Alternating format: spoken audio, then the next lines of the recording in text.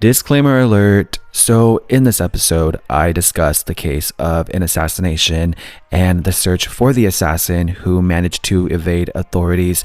Until now, obviously, that's why I'm making this disclaimer. So shortly after I put this episode out, 26-year-old Luigi Mangion was identified as a person of interest in the murder of United Healthcare CEO. Now, please note that all the information that I present reflect what I knew at the time of recording, and obviously developments have occurred since then, but nonetheless, still a great episode. Lots to learn still, so sit back, relax, and let's get into the episode. Before we descend into madness, please be advised that the following program contains topics and cases describing graphic violence, strong sexual content, explicit language, and elements that may not be suitable for some audiences. Listener discretion is advised. Let's kick this week off with a submitted experience.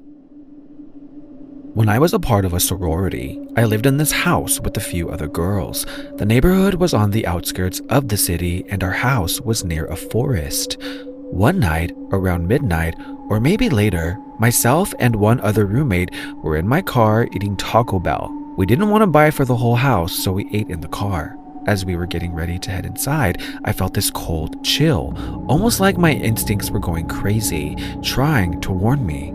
I look around, then look in my rear view. I see something moving in the forest. I tell my roommate to look and she sees it too.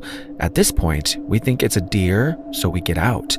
I look back toward the trees and I kid you not, I see two yellow eyes staring at me. Thinking it's a man about to rob us, we both get back into the car. I had my roommate call one of our other roommates to ask if they had anyone over or if anyone was playing a prank, but they weren't. I look back and see nothing, so we get out of the car and run inside. When we tell our roommates what we've seen, one of them said, on another occasion, when they were parking on the curb, they saw something similar with glowing eyes. It appeared to have long arms, and it was wearing what looked like a clear mask of a human face running around in the trees. After that, I remember us going around asking the neighbors if they had seen anything, but no one else did. After that, we didn't really see anything out there anymore. Before we moved out, I do remember falling asleep on the couch in the living room on another night, but I woke up because I had felt pressure press onto the couch by my feet. It moved to my legs, then knees. At first I thought one of my roommates was trying to scare me, so I kicked it as hard as possible. I didn't feel anything, and I definitely didn't hear anything fall. Freaked out, I run to my room, which thankfully I shared with another girl. Nothing like that ever happened again, but reflecting, I'm pretty sure it was a spirit or demon or something in or around that house. Welcome to a world where darkness and mystery converge. Navigate the depths of horror and true crime and join a society beyond the ordinary, where buzzworthy topics, paranormal tales, and listener-submitted experiences blend into a realm of the unknown. You have crossed into a place where the unusual and the terrifying are just the beginning. My name is Ralph Anthony, and welcome to the Scream Society podcast.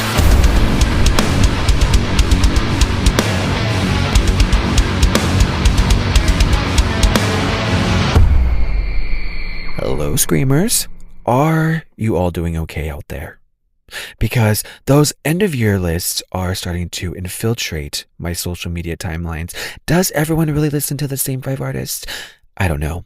But I'm having a hard time determining if this or the election posts are worse. But not to stay too much on that topic because we have a lot to talk about today. So shall we get into this week's sinister subjects? Question: how do you guys feel about murderer redemption stories? Like someone who goes out of their way to murder someone or multiple people and have served time, then usually go through this spiritual journey or have this religious awakening. I don't know. I'm torn on the topic, especially with this case. Going back about 5 years now, George Torres Jr., a 42-year-old man, tragically died on February 24th of 2020 in Winter Park, Florida. He was zipped into a suitcase and suffocated. His girlfriend, Sarah Boone, also 42 at the time, was arrested the next day for second-degree murder after speaking with police. And looking further back, before the murder, George and Sarah unfortunately had a history of domestic violence. George was even arrested multiple times for allegedly assaulting Sarah, and she was arrested once for allegedly assaulting him, though that charge was later dismissed.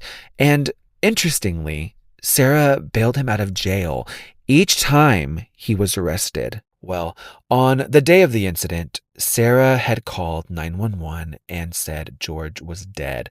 She claimed they had some wine and were playing hide and seek when they thought it would be funny to zip him into a suitcase. She said she went upstairs, passed out by accident, and didn't realize he was still in there. When police searched Sarah's phone, they found disturbing videos from the night before, and in the videos, George can be heard begging for help while stuck in the suitcase, and Sarah can be heard mocking him. She's saying things like, "That's what you do when you choke me," and "That's what I feel like when you cheat on me." Sarah would later claim that she didn't remember taking any of the video. Regardless, authorities ruled George's death a homicide. So, after her arrest, Sarah would face several legal challenges. She was held without bail and went through 8 different attorneys, 7 of them court appointed, before representing herself for a time. She even submitted a handwritten ad for a lawyer, which then got media attention.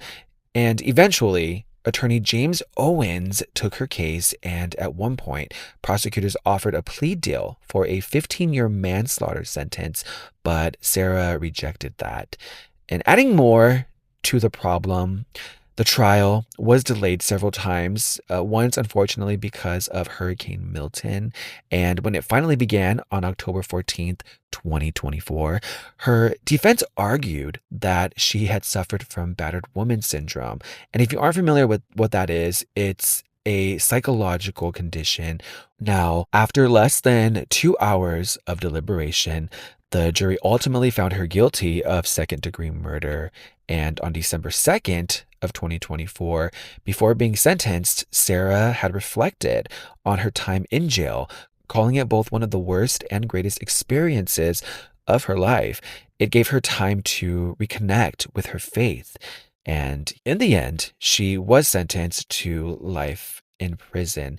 Unfortunately, I've heard of these types of situations way too many times. I know there's a lot of talk right now because of the Menendez brothers who are still awaiting release, then the Gypsy Rose nightmare going on, where I definitely see both arguments having some validity to them. And I know for some people, maybe getting out of a toxic or abusive situation without it escalating to something as extreme as murder may have seemed impossible, but I think it is somewhat, if not even more possible. And especially for intimate relationships, I think it starts with really recognizing these signs of abuse and finding support. And I think, unfortunately, what happens most of the time is some people feel like they're going to be alone forever, or they don't want to be alone, or unfortunately they're even scared to leave the situation. I do think it's important to acknowledge the situation that you're in, if it's this toxic or abusive, that it's not normal, that there is a problem. And if they are arrested, we don't go and bail them out.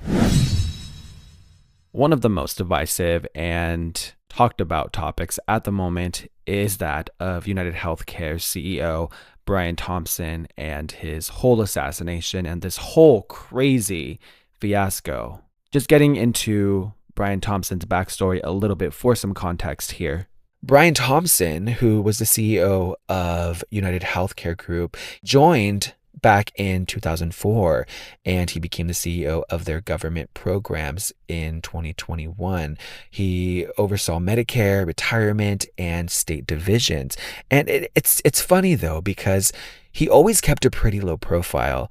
But there were a few moments when he stepped into the spotlight, like at an investor meeting back in 2023, when he made headlines announcing a shift to value-based care, paying doctors to keep people healthy instead of just treating them when they're sick. More negative press followed that same year when he got some heat from the American Hospital Association over United Healthcare's plan to deny payments for what they called non-critical ER visits. There was this open letter, and the backlash was so strong they had to delay rolling out the plan. Then fast forward to May 2024, and things really blew up. A lawsuit came out accusing him of fraud and insider trading, apparently. He didn't disclose an antitrust investigation into the company and sold stock options before the DOJ probe went public. So, cut to December 4th of 2024 at approximately 6:45 a.m. Thompson was in New York for United Healthcare's annual investors meeting. As he was walking down West 54th Street toward the Hilton Midtown where the meeting was being held, someone walks behind him and shoots him. The assassin, as the media is calling him, can be seen dressed in a black hoodie and carrying a silenced 9mm pistol. He had been waiting outside the building, and from about 20 feet away, he fired several times, hitting him in the back and his right calf. Authorities had said at first the shooter fled on an electric city bike, but Lyft later clarified that wasn't true. Now, Thompson was rushed to Mount Sinai West, but was pronounced dead at 7:12 a.m. Now, there is speculation, and in my opinion, it's pretty obvious that this wasn't a random attack. It was a targeted hit. Descriptions of the shooter say it was a white male in a black hoodie and mask carrying a gray backpack. Based off of surveillance footage, experts note that he seemed skilled with a pistol because he could be seen in the surveillance video unjamming it very quickly during the attack. And people are freaking out because he is still out there and on the loose, or at least at the time, as I'm recording this episode, he's still on the loose. He was long gone once that man hit the ground. The last time anyone saw him, he was cycling on West 85th Street around 7 a.m. I mean, there's even a photo of him wearing a black mask at a Starbucks just before the shooting, and another of him at a hostel without a mask, where he's clearly talking to someone, smiling. He looks like Jake Gyllenhaal, in my opinion. I'm sorry, it's not a laughing matter. And it was reported that he used a fake ID to get into the hostel, and that's why there is no way to trace anything back to him. And what's kind of creepy to me, though, was what they found at the scene, because on the shell casings, the words deny, defend, and depose were written, which people are already drawing connections to a book called Delay, Deny, Defend, which is a book that criticizes the American insurance system. It's hard not to think there's some kind of message here. And just a little bit more about Brian to give some backstory there.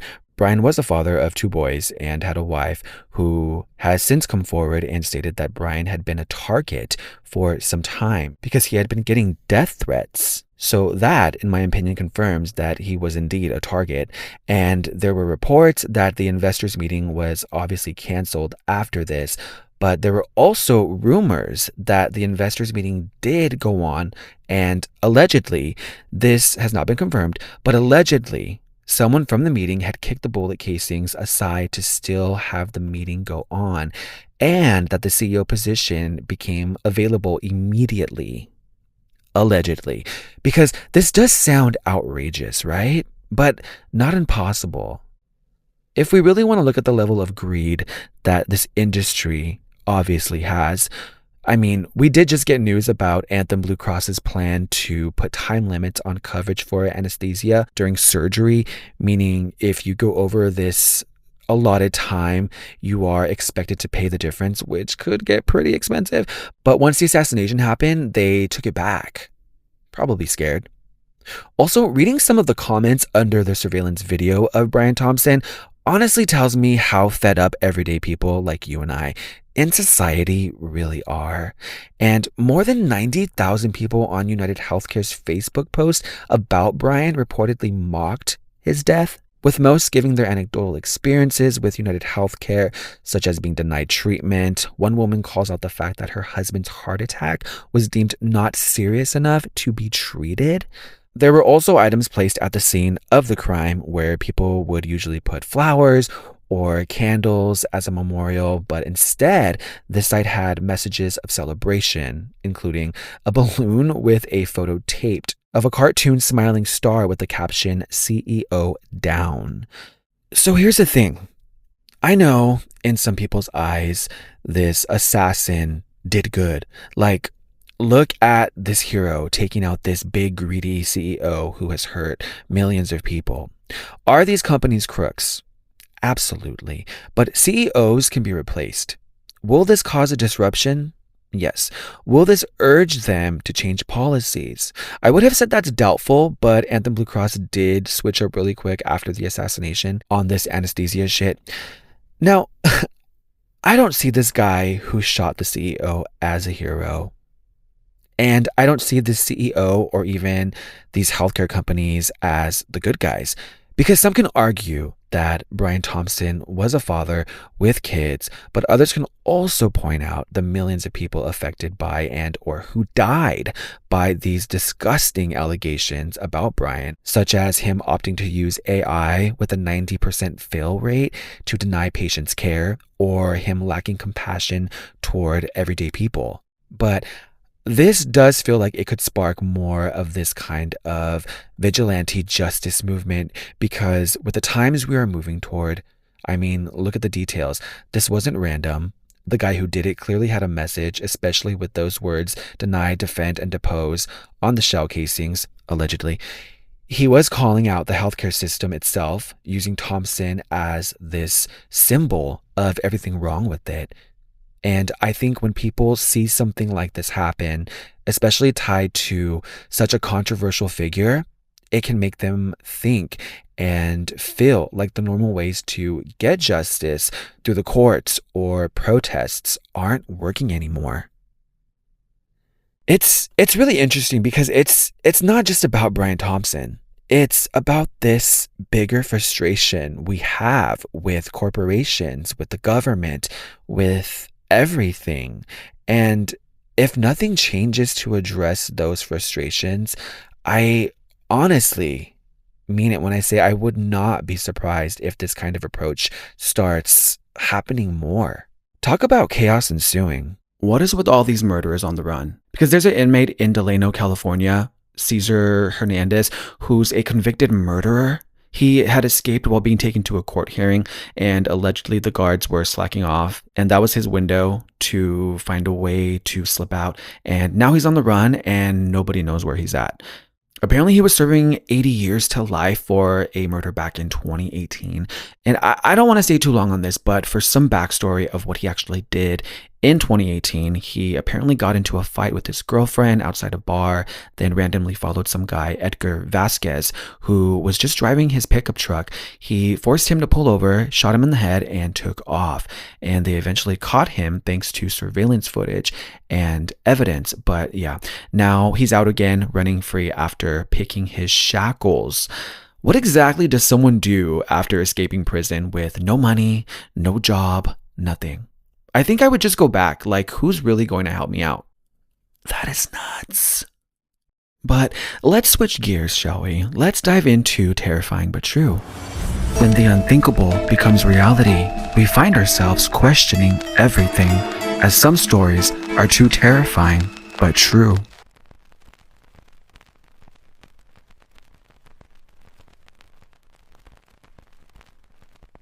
Have we all heard of the creepy doll by the name of Annabelle? And although it's based on this, I'm not talking about the creepy porcelain doll from the Conjuring series of horror films and its spin-offs, but the alleged real haunted Raggedy Ann doll that inspired these films. And in my opinion, this doll is actually creepier than the one we see on screen. So the actual story goes that a young nurse, Donna, got this Raggedy Ann doll as a gift from her mother for her 28th birthday in 1970.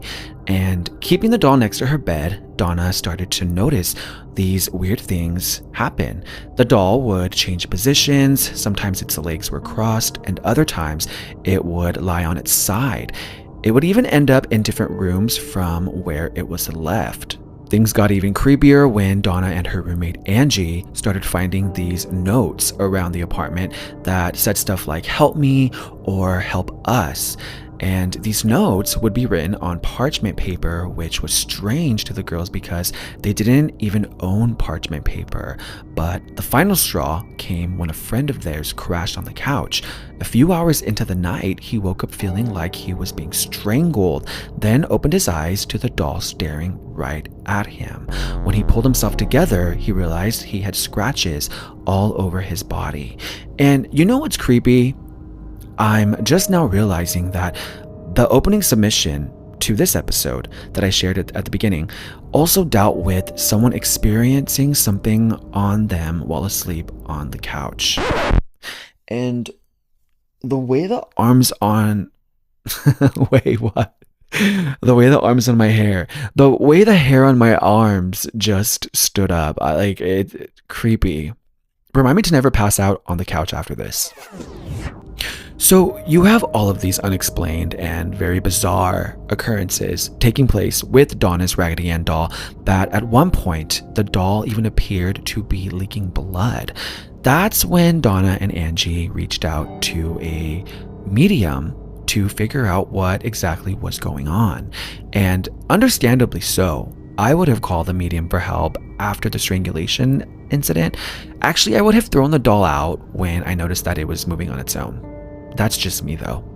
So Donna calls this medium and the medium heads over to perform a seance. It's always a seance. During the seance, the medium said the doll was inhabited by the spirit of Annabelle Higgins, this little girl who had supposedly lived on the property and died when she was 7 years old, way before the apartment building was even built. According to the medium, Annabelle felt comfortable with Donna and Angie and wanted to stay with them to feel and be loved. And feeling sorry for the spirit, they gave Annabelle permission to inhabit the doll. However, things only got worse from here. A priest named Father Cook, who'd heard about the case, tipped off none other than Ed and Lorraine Warren, prompting them to look into things. When the Warrens checked it out, they came to the conclusion that the doll was not possessed by a child spirit, but was actually being manipulated by something inhuman. According to their case file, the spirit wasn't interested in the doll at all. It was trying to possess one of the women. And I have heard some lore and just things on demons, that demons or inhuman spirits cannot possess objects, but instead use them as ways to strike fear and pain into their targets and feed off of that and them until they can eventually possess them. And I'm not really trying to blend the worlds, but I'm just remembering that scene from the Annabelle film, and it's such a great shot where the movie version of Annabelle is by a window and starts to, or appears to, levitate. Then when the camera zooms in closer, slowly, on the right of the shot of Annabelle, as the camera's zooming in, you slowly can see a demon appear behind the doll, showing that the doll wasn't levitating on its own, but that the demon was controlling its movements. That scene just gets me every time. It's such a great shot.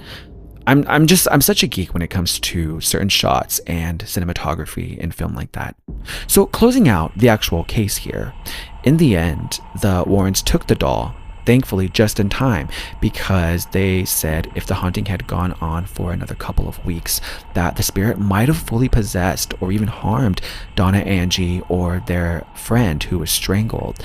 Before leaving, they had Father Cook perform an exorcism on the apartment to cleanse it of the spirit, though they believed that the entity was still attached to the doll itself, because for them, transporting Annabelle wasn't easy.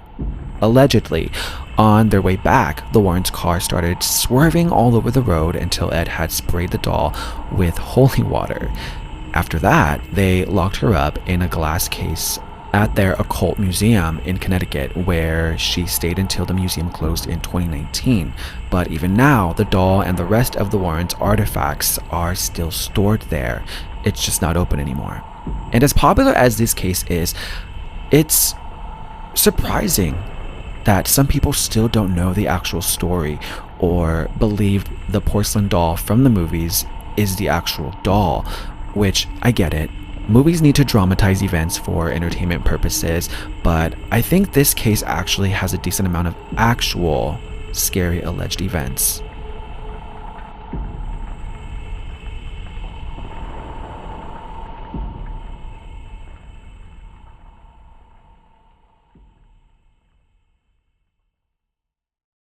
If you would like me to share an experience of yours, share something you find creepy or interesting, or simply want to ask me a question, head on over to beacons.ai/The Scream Society. That is beacons.ai/The Scream Society, and click on the society submissions link. As always, everything remains anonymous. Hey Ralph, thank you for being vocal about supporting other creators. No disrespect, but how has this been for you? I quit doing YouTube because I wasn't really reaching anyone. I didn't feel supported and was really discouraged with the community of creators I was surrounded by. It felt like high school almost. So for my mental health, I quit. And when I came across your post, I was like, preach, and checked you out. I love the podcast. Oh my gosh, thank you so much. Honestly, I'm really sad to hear that you've decided to quit. When I had put that post out, it was actually after a fellow podcast buddy of mine recently hung up his mic after a short run too. And I had just seen another fellow podcaster quit before that. And it honestly hit me harder than I expected. But look, I get it. It's so rough out there. Everyone thinks it's easy to buy a mic and just start talking and put it out and boom. Like I've had so many moments where I've been completely discouraged, questioning like, why am I even doing this if I'm not growing as quickly as I want to? I honestly still feel that way sometimes, especially now with everything in my life getting more chaotic. However, when I do have those thoughts, I do think about questions like this. This is what keeps me coming back. The connections, hearing from genuine people like you who enjoy creating, enjoy the show, give me feedback, ask for advice, or even just suggest topics for me to talk about. Like, that's a kind of engagement that fuels me. And although it's not always constant, it reminds me why I started in the first place, to create this space where people can share their stories and I can share those stories with others. And when I started appreciating the grind of podcasting, I wanted to make it a priority of mine to uplift other creators, whether it's through shout outs, featuring their trailers, sharing a story on Instagram, voicing frustrations online that you all can relate to, or just giving some love on this. It might not be the biggest, but just giving them some love on my platform, because there honestly is room for all of us. And can I just be real for a moment? But because it does seem like people only pay attention when you are struggling or giving up. And the only reason why I say that is because I got a taste of that earlier this year when I had announced I was rebranding. And a lot of people misunderstood that post and took that announcement as me quitting and leaving podcasting. And oh my God, the engagement with that post with people that I hardly ever engage with, or they don't engage with my content, or even reply to me via DM, showed up to comment and show this quote unquote love. And that's the other part that can be tough too. As you mentioned, it can be like high school. I mean, there's even little cliques of creators and all of that. Then you have us who write solo, and I've honestly had moments where I've been left on red numerous times, like when I reach out to feature someone's trailer just to show support, and I get left on red because they're assuming that I am going to ask for something back in return, which I never do. It could be discouraging. I just wish people could be honest and upfront and as transparent as possible. And it used to really get to me, but I've learned to keep it moving, because that right there tells me all I need to. And if someone isn't genuine, it is not worth your energy. Keep it moving. Stay focused on what feels authentic to you. Do whatever you need to protect your mental health. If stepping back from podcasting or social media is what you need right now, do it. But all I'm saying is please do not stop creating altogether, whether it's journaling, exploring other creative outlets, or just taking time to recharge. I urge you to please find ways to keep that spark alive. Don't let algorithms or negativity drown it out. And most importantly, don't be afraid to be vocal and speak out. Moving on. Let's close out with a horror-related question. And P.S., I am in need of more horror-related questions or suggestions for segments. I've been slacking on the scary content, and I want to get back to the scary shit.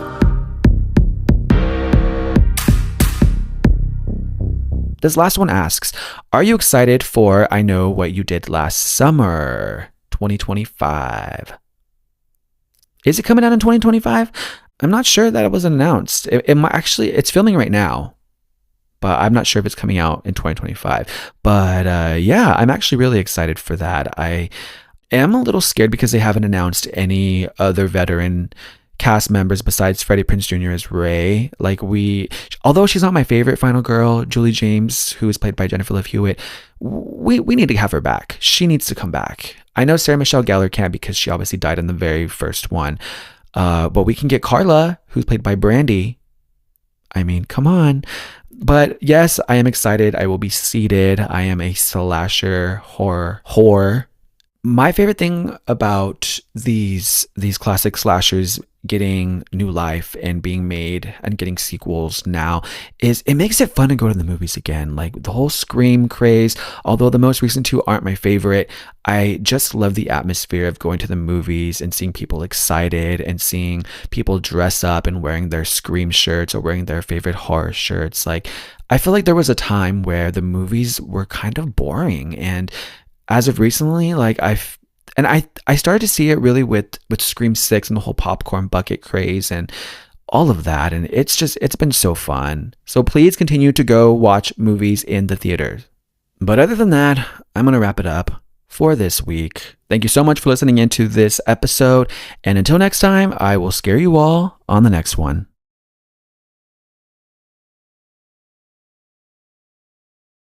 Thank you for tuning into the Scream Society podcast, hosted, written, produced, and edited by yours truly, Ralph Anthony. Help the society grow by subscribing on your favorite platform and leave a rating and review. I always strive for 5s. Have a horror or paranormal experience? Want me to answer your questions on the show? Submit to beacons.ai/The Scream Society. Connect with the podcast on Instagram, TikTok, and YouTube at Scream Society Podcast. And until next time, I'll scare you on the next episode.